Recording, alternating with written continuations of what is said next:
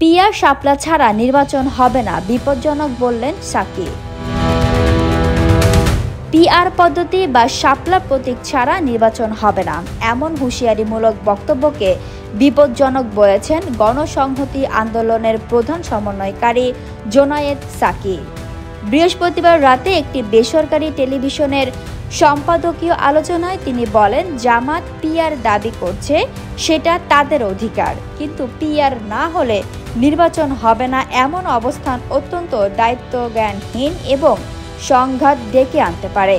Psaki বলেন, কোনো রাজনৈতিক দল যদি বলে এটা না হলে নির্বাচন হবে না, তাহলে তা গণতান্ত্রিক ভাষা নয়, বরং এটি শক্তি পরীক্ষার দিকে ঠেলে দেবে পরিস্থিতিকে।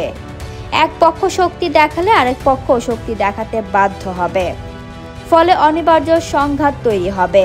তিনি স্মরণ করিয়ে দেন, প্রথম ঐক্যমত কমিশনের বৈঠকে শর্ত ছিল, যেখানে ঐক্যমত হবে না সেখানে জনগণ ও নির্বাচনই মীমাংসা করবে। কিন্তু এখন পদ্ধতির বদলে শক্তি পরীক্ষার ভাষা ব্যবহার করা হচ্ছে। আর্টিকেল ৭০ প্রসঙ্গে তিনি বলেন, প্রথমে 4টি এক্সেপশনের প্রস্তাব আসে, এর মধ্যে 2টিতে সবাই রাজি হলেও বাকি 2টি ইশতেহারের মাধ্যমে ভোটারদের ওপর ছেড়ে দেওয়ার সিদ্ধান্ত হয়েছিল। তবে পরবর্তীতে উচ্চ কক্ষে পিআর নিয়ে বিতর্ক শুরু হয় এবং নিম্নকক্ষের পিআর দাবি বারবার সামনে আসতে থাকে।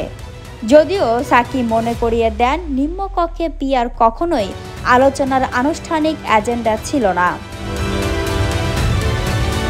Fatema Tuz Zohra, people voice television, Dhaka.